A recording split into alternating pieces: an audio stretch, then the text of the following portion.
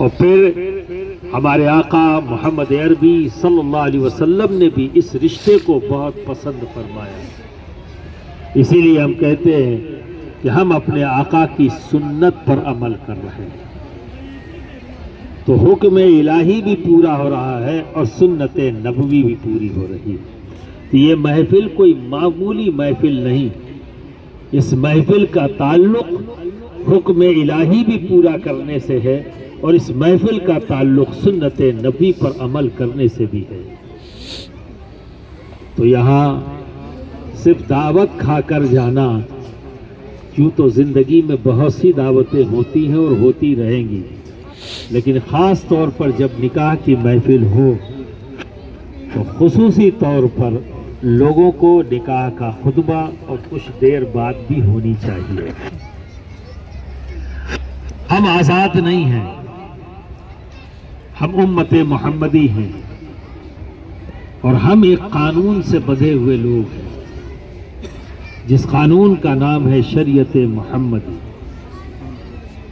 اور اس میں کوئی شک نہیں کہ اگر میں اپنی عقل سے، آپ اپنی عقل سے دنیا میں انصاف قائم کرنا چاہیں تو ممکن نہیں، اور انصاف کے بغیر سکون نہیں، اور سکون کے بغیر محبت نہیں، اور محبت کے بغیر ترقی نہیں. اور ترقی کیا ہے کہ انسان کی کہ رب اسے اپنے قریب کر لے، یہی ایک انسان کی ترقی. اور شروعات ہوتی ہے جسٹس، انصاف. ہمارے آس پاس جتنے بھی رشتے ہیں ہر رشتہ اپنا ایک حق رکھتا ہے. اگر اس حق کو میں اپنی عقل سے پورا کروں گا تو ناانصافی ہوگی، کسی کی طرف میرا رجحان زیادہ ہو جائے گا اور کسی کی طرف کم. جگر زیادہ ہو جائے گا تو دوسرے کو اس سے الجھن ہوگی، اور جب الجھن ہوگی تو لا محالہ انصاف کے پرے وہ بات ہوگی. اور جہاں الجھن ہے، جہاں بے سکونی ہے، وہاں محبت نہیں، اور جہاں محبت نہیں وہاں خدا نہیں. اس قلب میں پھر خدا موجود نہیں ہوتا. تو برادران ملت اسلامیہ، اب یہ رشتہ ہے شوہر اور بیوی، تو اس کے بھی حقوق ہیں. ایک شوہر کا حق اس کی بیوی پر اور ایک بیوی کا حق اس کے شوہر پر.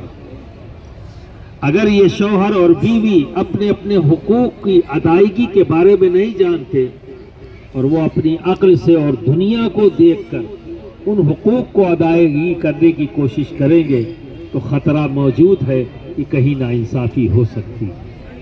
مثال کے طور پر ایک بات کہتا چلوں جو آج سماج کے اندر بہت ہی غلط انداز میں اسے دیکھا جاتا ہے. دیکھیے، ابھی یہ بچہ ہے، سسرال اور گھر، ایک سسرال ہے اور ایک گھر، دو نام دیے گئے. دیکھا جائے تو سچائی یہ ہے کہ دونوں گھر ہیں.